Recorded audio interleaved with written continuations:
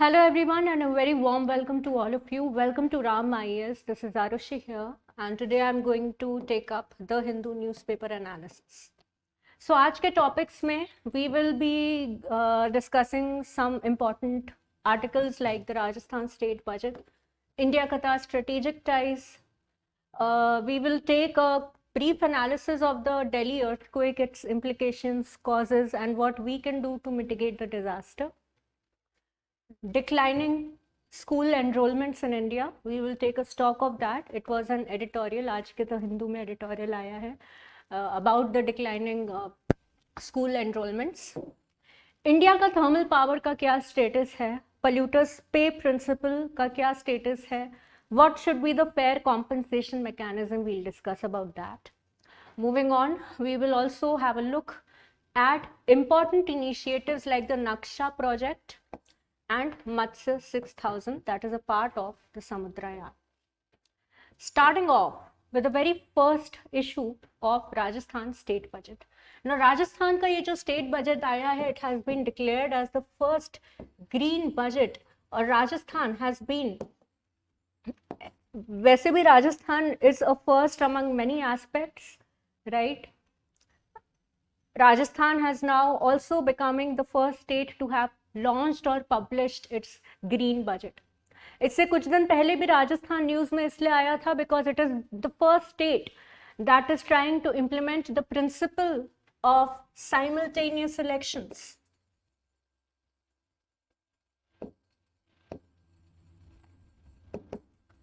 Simultaneous elections at the local level and at the state level.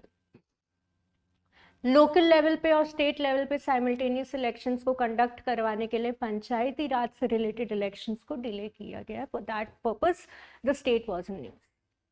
Other than that, इससे पहले हम लोगों ने वेस्ट बंगाल के बजट के बारे में डिस्कस किया था, how it focused on employment, rural infrastructure, water connectivity at all.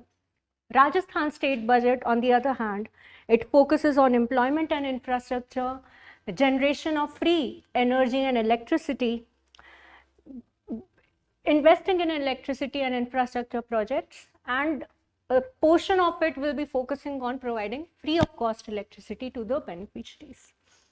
Right. Social welfare and development से related क्या क्या initiatives हैं, trade को promote करने के लिए क्या क्या initiatives हैं, we will be discussing about that. Right. So यहाँ पे अगर हम लोग employment and infrastructure की बात करें, infrastructure में the state will be focusing on greenfield expressways. The state will be focusing on assembly constituency. It will be focusing on desert tourism. A special tourist circuit of desert tourism has been identified. Moreover, it will be also focusing on improving the traffic conditions of the state capital, that is Jaipur. Other than that, the state will also be focusing on generation of certain units of free electricity, right? So Rajasthan के state government ने CM free electricity scheme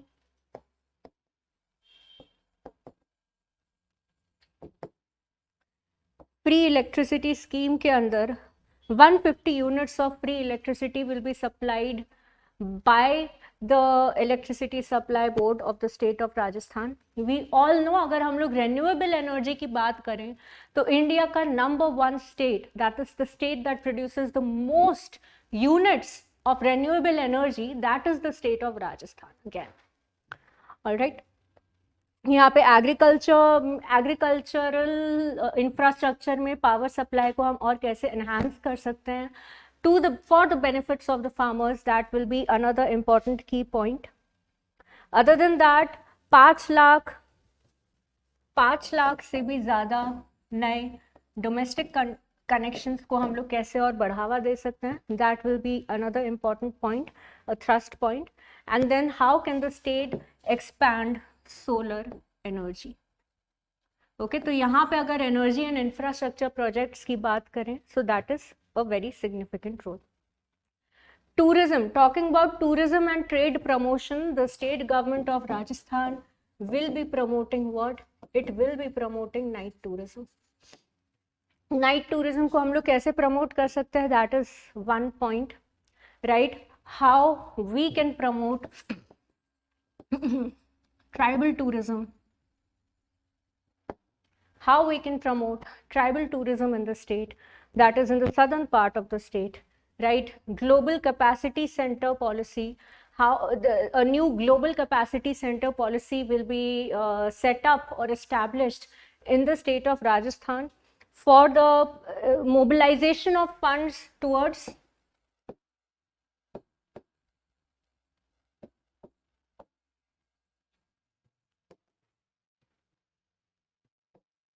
global capacity unit will be set up in the state of Rajasthan to mobilize funds that are going to be channeled for social sector services or social sector investment.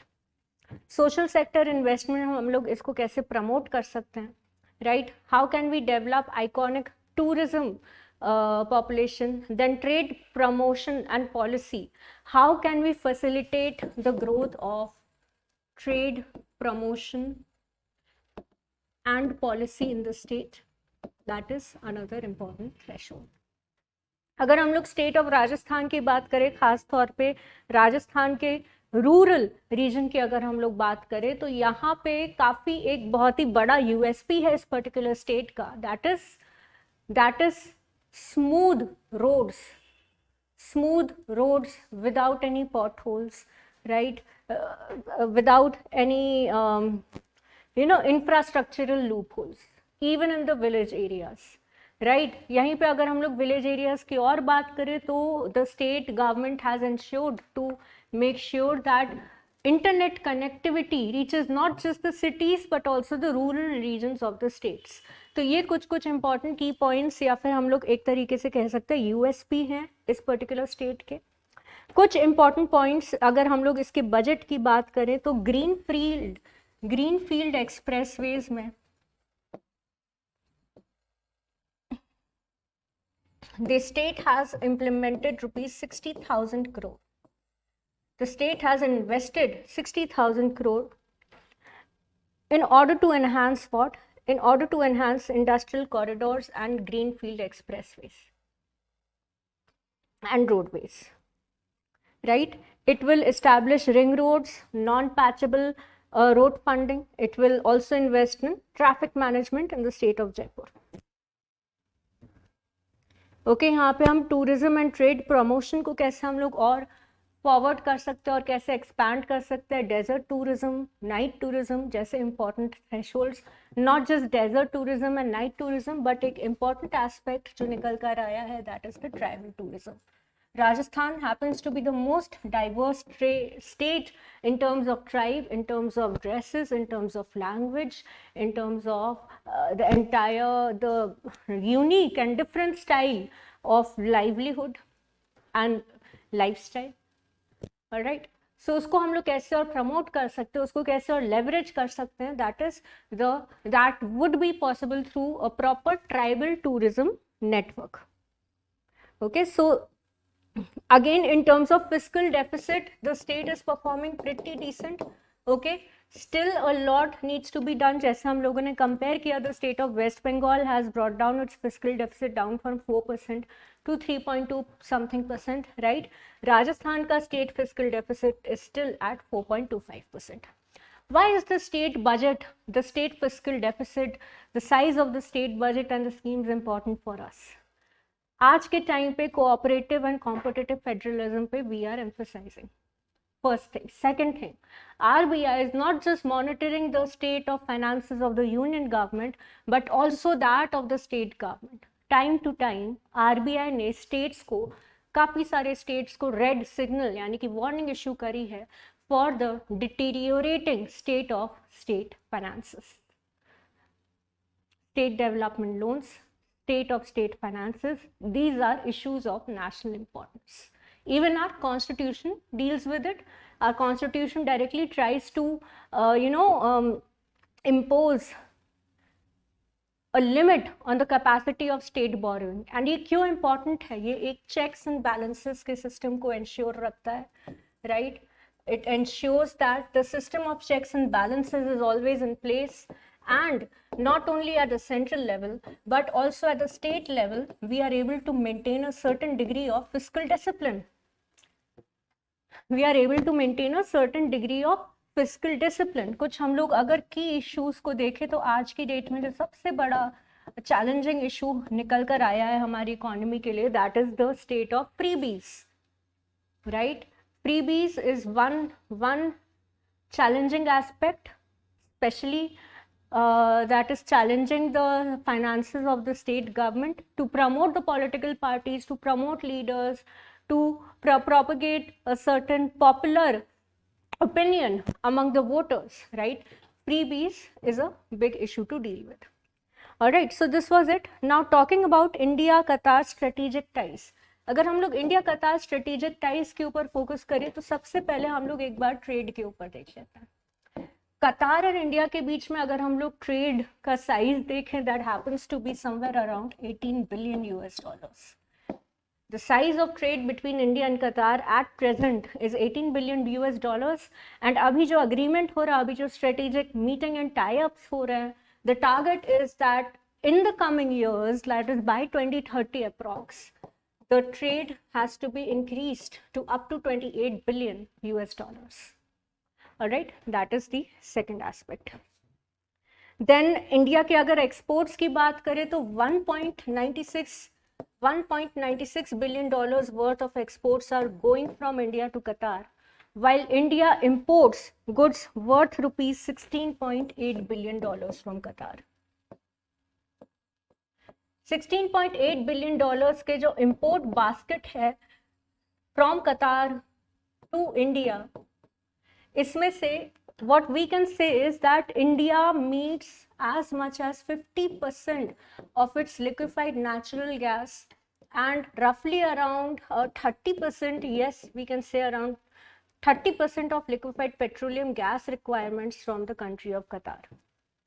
यानी कि we are decently dependent on our energy needs in terms of LNG and LPG as far as Qatar is concerned.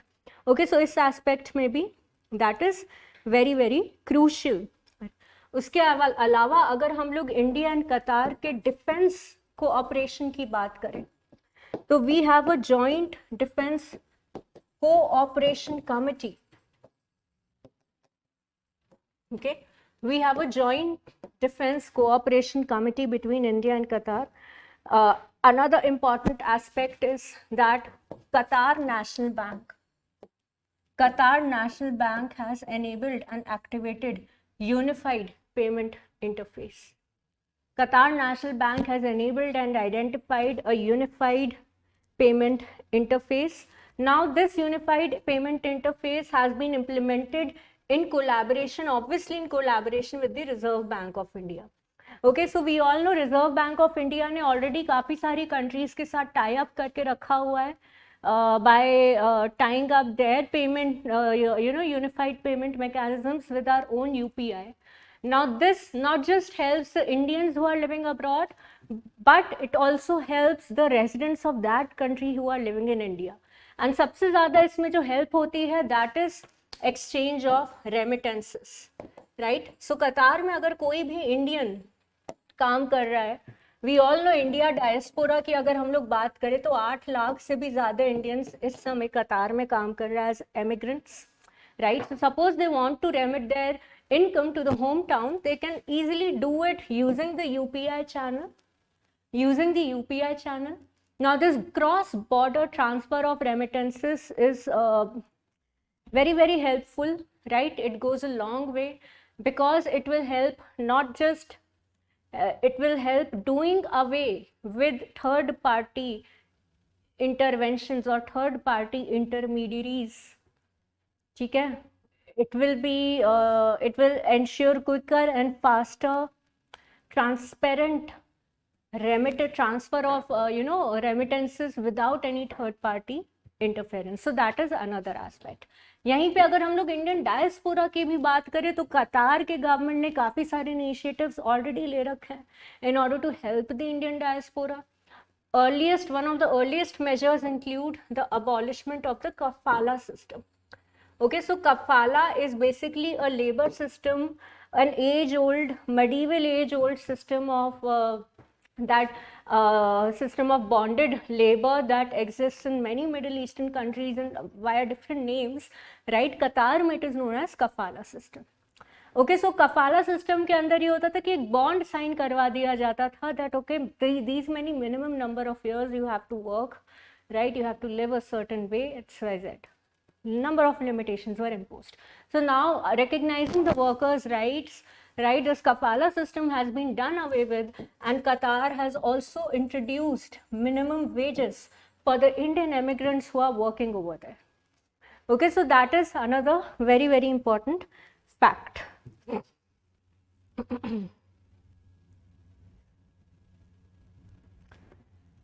चलो, so this was about India and Qatar ties. India Qatar ties में Indian diaspora के अलावा another important aspect that we should not overlook is Gulf Cooperation Council. Okay, अगर हम लोग gulf corporation council के members की बात करें, so the members include Saudi Arabia, right? The members include UAE, Qatar, Kuwait, Oman, and Bahrain. Qatar happens to be a member of Gulf Cooperation Council. The Gulf Cooperation is a strategically very, very important organization for India for very, very obvious reasons, right? The first and the foremost obvious reason is obviously energy security. Energy security, Middle East diplomacy, right? Cultural ties, connectivity to Europe and Central European nations, and a number of other reasons. Okay, we all know that there is a talk, India and Gulf Cooperation Council के बीच में free trade agreement के talks and discussions अभी भी जारी हैं, that is they are going on, and इसी की sidelines में there is also a bilateral trade agreement that is yet to be signed between India and Qatar. Alright, so this is the strategic significance of India and Qatar ties, Qatar being a very important member of the Gulf Cooperation Council, very, very important for India.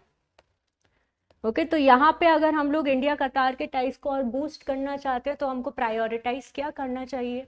Obviously we should prioritise on how we can expedite this entire process of free trade agreement, not just with the Gulf Cooperation Council, okay, but many important other important countries जैसे India and UK का जो bilateral trade investor agreement है, it has been years and years. तब से yes, a certain level of documentation we have achieved, but proper finalization is still missing. Alright, so there should be a proper mechanism. That is a whole new topic and a whole new point of discussion wherein we can take topics like model bilateral investment treaties, model FTAs. काफ़ी बार our ministries, our bureaucracy have tried to come up with such instances. Okay, यहाँ पे अगर हम लोग बात करें Delhi earthquake की, talking about Delhi earthquake, we all know इसका एपिसेंटर धौला कुआं के साइड था, right? Magnitude was 4.0, seismic zone 4, यानी कि दिल्ली हैपन्स टू बी, अगर हम लोग इंडिया का सीज्मिक मैप स्टडी करें, we will be taking that up in the next slide, Delhi lies in seismic zone 4. अभी सीज्मिक जोन 4 किससे एसोसिएटेड है वो भी जानना बहुत ज़रूरी है. Why? Because there are two zones, there are two fault lines basically. One is the Himalayan zone. अगर हम लोग seismic zones की बात करें, then one is the Himalayan zone and the other is the Aravalli belt. One is the Himalayan zone, other is the Aravalli belt. तो यहाँ पे दो इम्पॉर्टेंट फॉल्ट लाइंस हैं. सीज्मिक जोन 4 कौन सा वाला कैटेगरी में? Is it in the Himalayan और the Aravalli? So let me tell you, it is in the Himalayan seismic zone 4, right. Long pre existing fault in Aravalli Delhi fold belt was identified, क्योंकि ये localised earthquake था. इससे पहले हम लोग जितने भी अर्थक्वेक की न्यूज़ पढ़ते हैं, चाहे उत्तरकाशी हो गया, असम हो गया, इवन दिल्ली हो गया, most of them originate from the Himalayan belt. Okay, Himalayan earthquake and Aravalli fold belt के अर्थक्वेक में बेसिक डिफरेंस क्या है, that we will also understand. Okay, Himalayan earthquake is basically happening because of the subduction of the Indian subcontinent under the Eurasian plate. One thing. Aravali fold belt, localized earthquake हो गया. Okay, so the one that was in news was the localized earthquake. इसीलिए इसका जो impact है ज़्यादा feel हुआ. And in any case, historically what we have seen is that Delhi में अगर Richter 4 का earthquake कभी भी आता है, उसका जो impact होता है, we strongly feel it.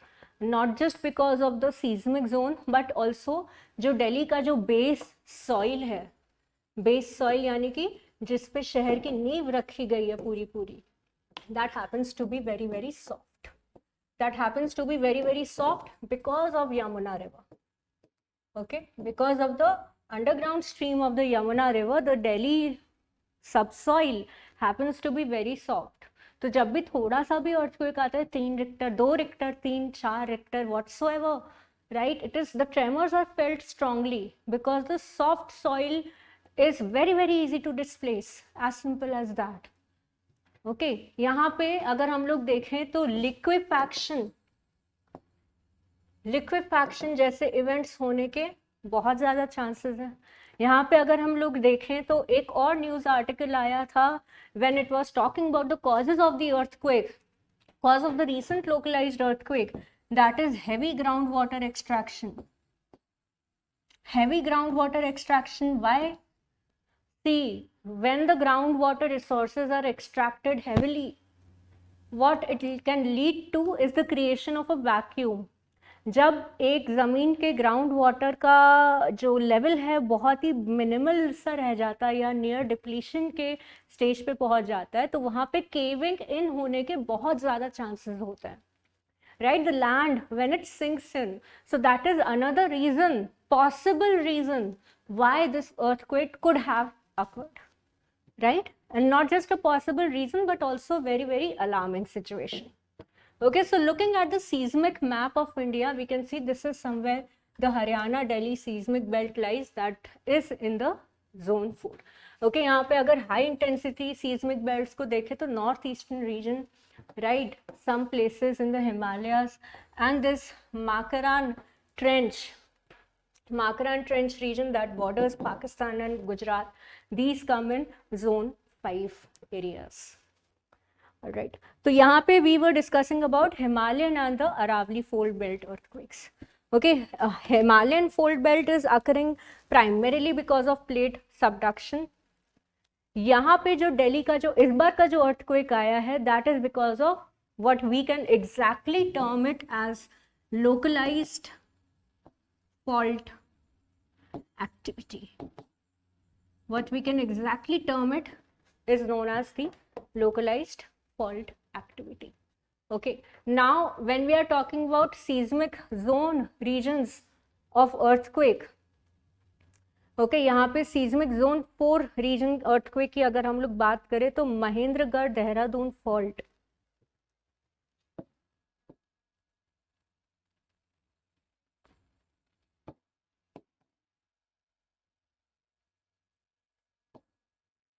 Mahendragarh Dehradun fault happens to be very very important. यहाँ पे अगर हम लोग दूसरी बात करें तो Delhi Sayodha reason,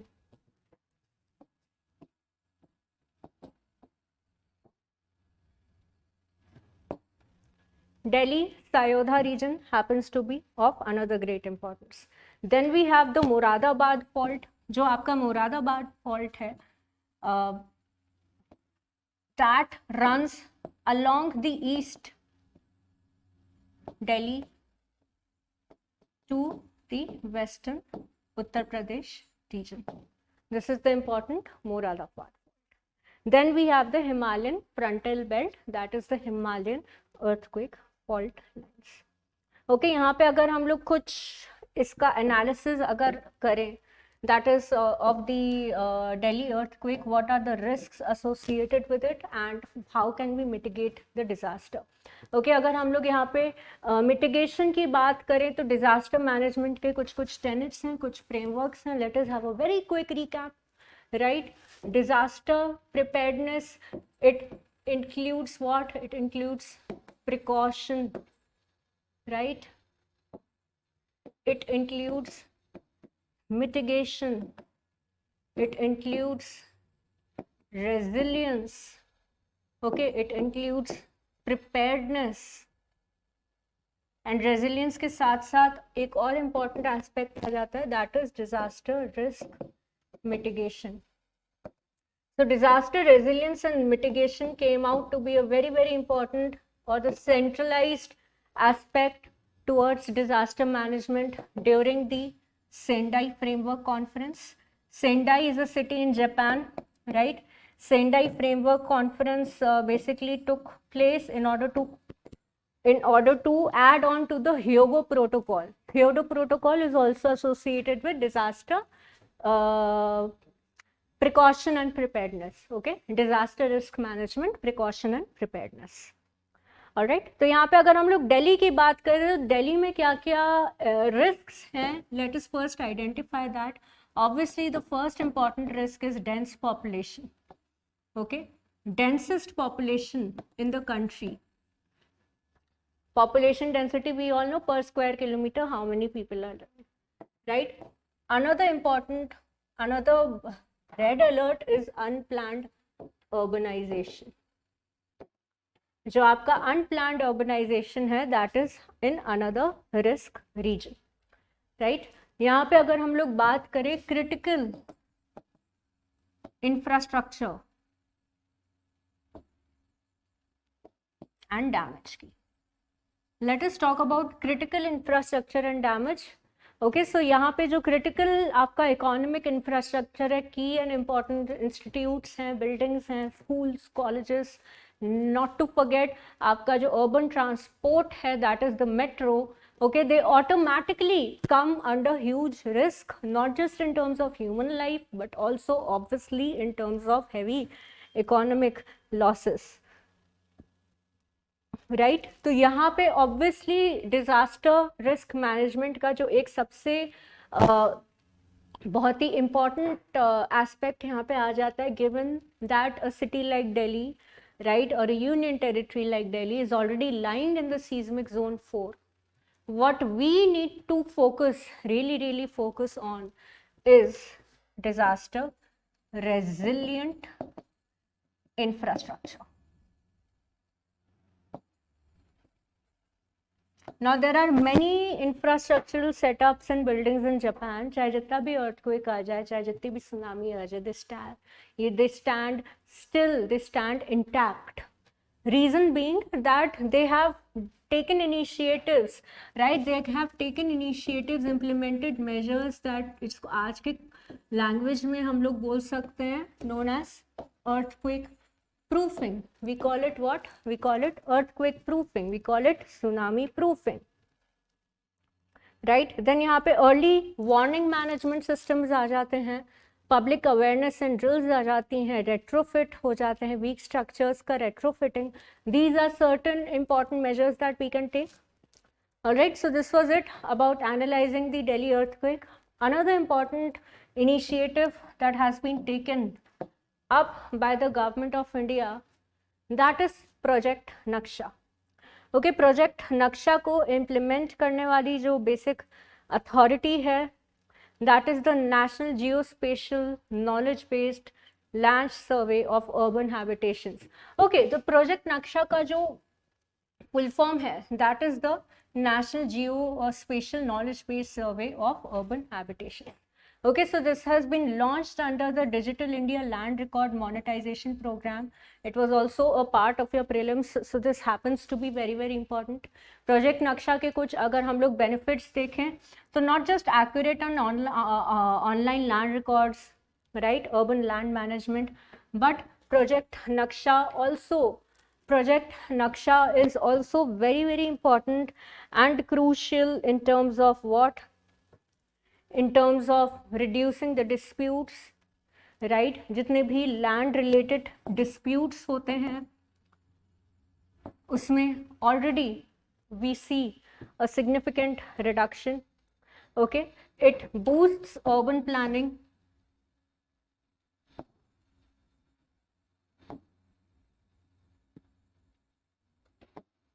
It gives a boost to the urban planning and land ownership, definitely, right? It ensures transparency.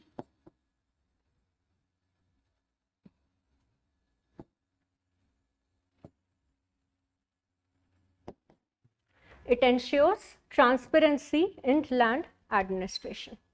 Alright, other than that, इसके कुछ अगर हम लोग की एंड इम्पॉर्टेंट फीचर्स की बात करें देन कंडक्टिंग एरियल सर्वेस, तो इसमें जो बहुत ही इम्पॉर्टेंट एंड सिग्निफिकेंट एस्पेक्ट आ रहा है that is orthopaedic aerial survey.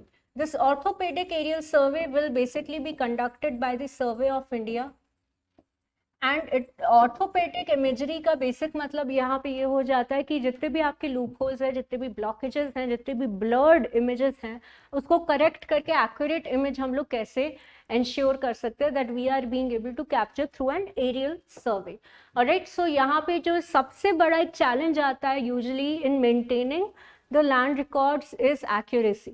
Okay, so through this particular tool we are going to minimize what is known as the chances of errors. Okay, then we will be having a web based GIS platform, right? We'll be concerned about data accuracy, we'll be concerned about capacity building, public accessibility, legal backing, etc. All right, so again overall mains perspective से this is a very, very important initiative. Another important aspect from the perspective of GS2 का aspect that deals with health and education. यहाँ पे education से एक जो बहुत ही important और बड़ा issue सामने आया है, there has been a decline of over 1 crore in the number of school enrollments. Now this is a big question mark, because demographic dividend happens to be very, very crucial for our economy, and we cannot afford any kind of downfall in our economic or human capital, right? We cannot afford any downfall in terms of demographic dividend, because we all know आज की date में अगर हम लोग सबसे ज़्यादा demographically rich country की बात करें in terms of average age, in terms of productivity, in terms of the market potential, it is India, right? Comparing it with all the other Asian counterparts, all the other global economic counterparts, right? जहाँ पे China जैसी country का average age is 37, Japan average age is somewhere above 45, US average age is also somewhere above 40. India's average age is, averaging towards, okay, or normalizing towards somewhere around 28 to 30-year-old bracket. अब इसका जो implication है, उसका implication ये है कि हमारी country में जो number of working age young है, the working age young, somewhere between the ages of 18 to 60 years, that forms the part of what is known as the demographic bulge. The working age young is in a good amount or in a good quantity, right? So UDICE की अगर हम लोग बात करें तो the enrollment has dropped by 15.5 million, right? The enrollment UDICE plus is basically a report. UDICE plus के बारे में आप सबने सुना होगा. It is not a report by Niti Aayog, but UDICE Plus is basically a report on primary and secondary education that is published by the Ministry of Education itself. Alright, so according to this particular report, 2018 and 19 से लेके अब तक there has been a decline of somewhere around 15.5 million. By 15.5 million students, they are not enrolling in school. अगर हम लोग total decline देखें for the past decade, that is summing up to be somewhere around 9 to 10%. Okay, तो यहाँ पे जो सबसे बड़ा जो मुद्दा आता है कि कौन से स्कूल सबसे ज़्यादा इम्पैक्टेड हो रहे हैं, right? There must be some loophole in the schooling system. Maybe people are preferring international schools to government schools. तो let me tell you, government schools में उतना ज़्यादा डाउनफॉल नहीं देखने को मिला है जितना government aided private schools and private unaided schools में देखने को मिला है, right? Private education is becoming costlier day by day, one aspect. तो जो हमारा सोसाइटल माइंडसेट है, जो हमारा ओवरऑल माइंडसेट है, प्राइवेट एजुकेशन से shift होके people, there is very small segment of population but yet significant, that is preferring what homeschooling. Okay, what we can say is the emergence of home schools, right? अगर हम लोग की concerns देखें तो India में age before becoming wealthy, right, which basically means यहाँ पे जो की कंसर्न, एक फ्रेज जो आर्टिकल में यूज हुआ है, दैट इज इंडिया में age before becoming wealthy. So basically India में एज बिफोर बिकमिंग वेल्दी का बेसिक यहाँ पे जो मतलब आता है, that is before reaping the full potential of demographic dividend, the Indian economy may have already aged, which is a demographic liability, right? Demographic dividend को asset में पूरी तरीके से कन्वर्ट करने से पहले वो डेमोग्राफिक लाइबिलिटी बन जाए, इस चीज़ की एक बड़ी संभावना, एक वार्निंग इशू करी गई है. हाउ कैन बी से demographic liability? Transfer payments, pension, health care etcetera, right? They won't be able to contribute to GDP. So that is one thing. तो ये एक सबसे बड़ा एक बर्निंग हम लोग देख सकते हैं इशू है, right? Some of the key reasons that have been identified for the threatening state of demographic dividend include the shrinking youth population. Okay, so the article goes on to say कि हमारी economy में जो youth population है, overall अगर हम लोग देखें तो that is shrinking. Okay, shrinking youth population has been identified as a challenge. Another aspect is the declining fertility rate. जो हमारा national average है total fertility rate का, that is somewhere around 2.01 as per the latest National Family Health Survey. अगर इसी में अगर हम लोग urban average को देख लें तो that is normalizing somewhere below the replacement rate. Replacement rate basically क्या है? That is 2.4, right? So basically it is 1.8 for urban, 1.8 total fertility rate for urban regions and still 2.4 for rural regions. Plus point is that here we are only talking about averages. Okay, averages fail to identify what? They fail to identify the rural disparities or interstate disparities. Okay. There is a declining workforce, aging population, there is a gap in skills and education, right? We can invest in skill development, encourage women's workforce participation, etc. Okay, so these are certain initiative, skill development that is inclusive of artificial intelligence needs of the date, right? आज की date में जो skilled youth है उसका artificially intelligent होना कितना ज़्यादा ज़रूरी है, we all know that. Then what we have here is the nationally determined targets, right? तो यहाँ पे जो दूसरा important editorial है, that is of great importance to discuss, is the thermal power production and the need for a compensation mechanism. So जब हम लोग compensation mechanism की basically बात करते हैं, whenever we are talking about compensation mechanism in terms of electricity generation, whenever we are talking about compensation mechanism in terms of electricity generation, basically it means कि electricity जो आपकी जो भी thermal power plants हैं जो electricity generate कर रहे हैं, they are generating a public good and they are also at the same time generating a public bad. What is the public bad and why? First of all, it is public.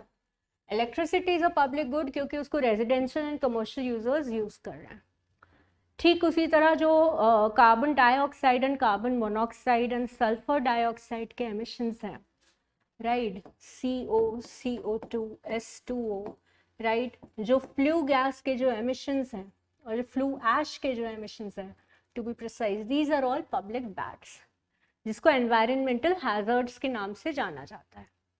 Now in public beds को हम लोग कैसे quantify कर सकते हैं, कैसे हम लोग इसको असेस कर सकते हैं, कैसे इसको हम लोग प्राइस कर सकते हैं?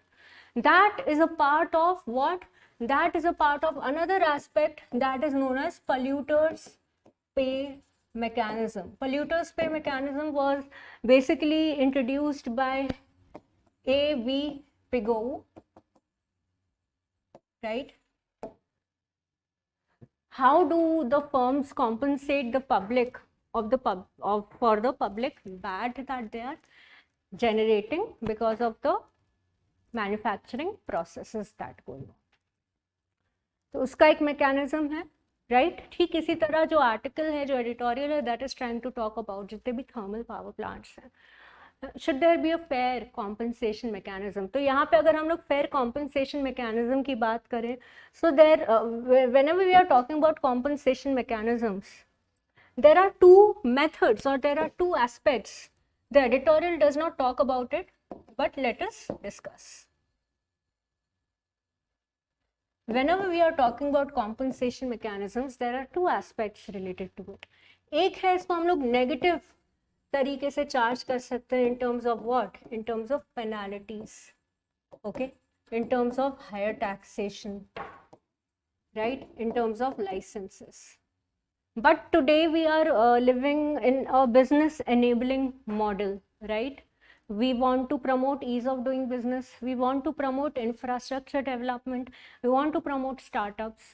So negatively, if we start charging thermal power generators, it will obviously discourage them to a certain extent, right? Second, जो हमारा aspect आ जाता है, that is market mechanism. Market mechanism that is based on the ethos of fair competition, fair competition and development. ठीक है, तो एक thermal power plant है X और दूसरा थर्मल पावर प्लांट है Y. X thermal power plant ने green technologies में इन्वेस्ट किया on a suo motu basis, independently. Thermal power plant X thought that okay, what ground water pollute हो रहा है, ठीक है, रिवर वाटर पोल्यूट हो रहा है, एनवायरनमेंट पोल्यूट हो रहा है, लोगों को प्रॉब्लम हो रही है, let us invest in the existing green technologies, जिससे जो हमारा पब्लिक बैड है, जो हमारा पोल्यूशन है, वो काफ़ी हद तक कंट्रोल हो सके, कर्ब हो सके. If firm x implements that, the government will give it carbon credits. Carbon credits could be in the form of bonds, securities, tradable instruments. क्या हो गया, इसको X को bonus points मिल गए. Now, because these carbon credits are tradable in the market, X will try to sell them to firm Y. That look, firm Y अभी भी conventional है. It is not investing in any green technologies. Firm Y says that we are in a very very outskirt region. हमारे पास तो कोई resident है भी नहीं जिसको impact हो, तो हम क्यों invest करें? Fair enough. But still, हमारा जो industrial standard है, that is investing in green technology, so you'll have to buy these carbon credits. So एक firm को जिस चीज़ को implement करने का bonus मिल रहा है, दूसरी firm को वो चीज़ ना implement करने के लिए थोड़ा extra amount shell out करना पड़ रहा है. It might be a possibility that firm is in a comfortable situation that okay fine, we'll buy your carbon credits, no doubt, no wonder. In future कभी भी हमको लगा तो हम लोग शायद कर ले ग्रीन टेक्नोलॉजी में invest. So it's a win win situation. Just in case अगर फर्म वाई को लगता है that no, we don't want to buy carbon, why should we buy carbon credits, why is it being imposed on us, then what will happen? Firm Y, to meet up to the industrial standards, sooner or later will have to invest in the green technology. So it is one and the same thing, right? It is one and the same thing. तो ये एक दूसरे तरीके का compensation mechanism हो गया. क्यों ये ज़रूरी है compensation mechanism? We all know we have a nationally determined NDC target है हमारा to reduce emissions intensity by 45%. Okay, 45% emissions intensity by 2030 we have to reduce it, right? One thing. Second thing, we have to achieve 50% of the installed electricity capacity.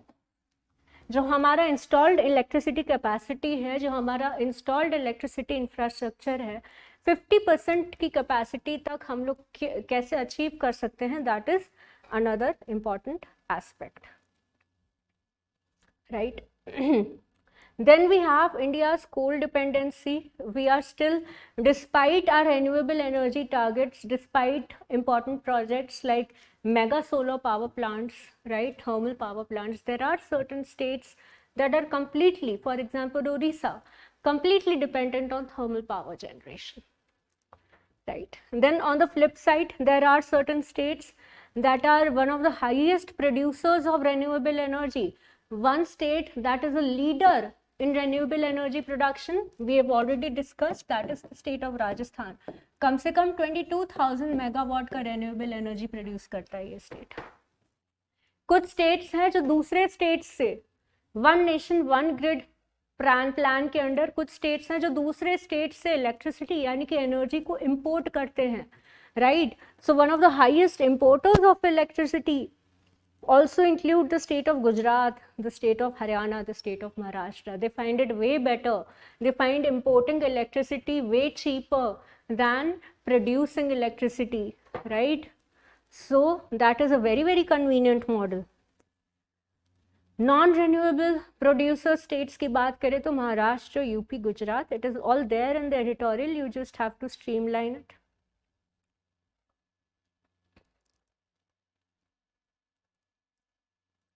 ठीक है, तो basically यहाँ पे हो क्या रहा है कि जो पावर प्रोड्यूसिंग स्टेट्स हैं अंडर कॉम्पनसेशन मैकेनिज्म, जो पावर प्रोड्यूसिंग स्टेट्स हैं जो इलेक्ट्रिसिटी जनरेट भी कर रहे हैं, जो पोल्यूशन भी प्रोड्यूस कर रहे हैं, बट उनको इलेक्ट्रिसिटी जनरेशन एंड पोल्यूशन का कॉम्पनसेशन भी देना पड़ रहा है, they are actually not a very very advantageous position with comparison to those states जो renewable energy में invest कर रहे हैं या फिर जो energy import कर रहे हैं. And on the flip side, those states that are performing very well in non-renewable energy and they are being able to export their energy targets, right? So कैसे हम लोग compensation mechanism को just and fair बना सकते हैं for states who are dependent on thermal power plant? Okay यहाँ पे कुछ कुछ अगर पॉइंट्स और थ्रेशोल्ड्स की बात करें तो इलेक्ट्रिसिटी एक ऐसा सब्जेक्ट है, ओके, इलेक्ट्रिसिटी से related what you should know from the exam point of view is that it is a state subject. Electricity being a state subject, the central government cannot impose a tax on it. दूसरी चीज, it is exempt from GST. Okay, electricity पे हम लोग goods and service tax, state, integrated और central, right, तीनों ही हम लोग इम्पोज नहीं कर सकते हैं.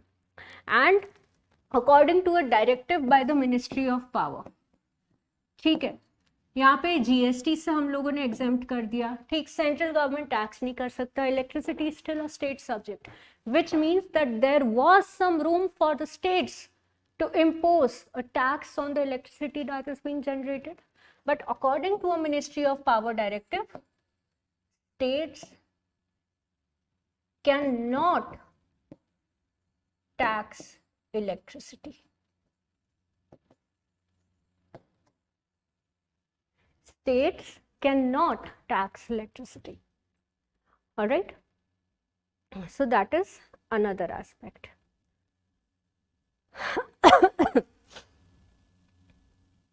What can be the alternative mechanisms? We have already discussed. ठीक है, टैक्सेशन थोड़ा सा एक प्यूनिटिव साइड में चला जाता है, What can be the alternative mechanism? That is the market mechanism. तो अगर हम लोग compensation, fair compensation की बात करें और अगर हम लोग market mechanism की बात करें तो we have a municipality, that is the Surat municipality, that has come up with the emissions trading scheme.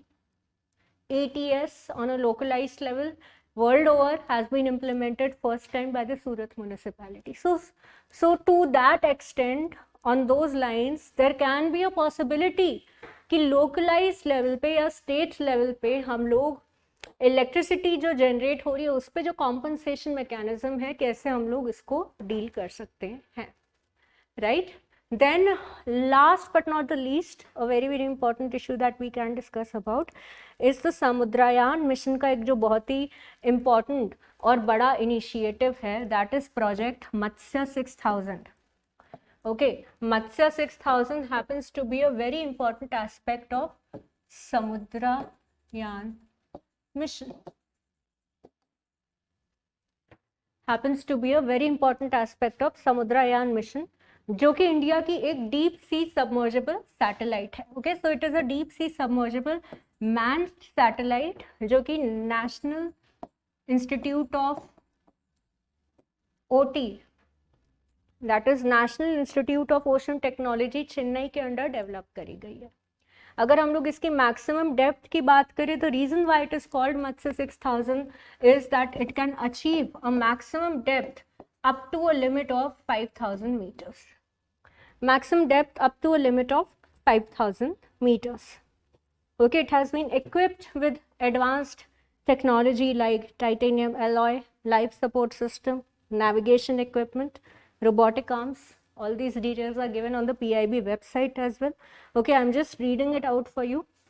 Important ये इसलिए है क्योंकि ये डीप ओशन मिशन है, इंडिया का पहला मैन्ड डीप ओशन मिशन है. And the reason, another reason why it is important is strategic exploration. Why strategic exploration? Strategic exploration of the South Indian Ocean. In what context? Obviously in the context of polymetallic nodules and other important critical rare earth metals on which we are import dependent on countries majorly like China. Okay. Obviously ये ministry of earth sciences का एक important project है and ये India की blue economy objective को support करने में काफ़ी ज़्यादा लाभकारी हो सकता है. क्योंकि ब्लू इकोनॉमी से रिलेटेड क्या क्या इनिशिएटिव्स हमारी इकोनॉमी में हमारी कंट्री ने ऑलरेडी ले रखे हैं. Do make sure that you list down the points in the comments below, and I hope you found this particular session very enriching and useful. For more such important updates, stay tuned to Rama IAS. Thank you.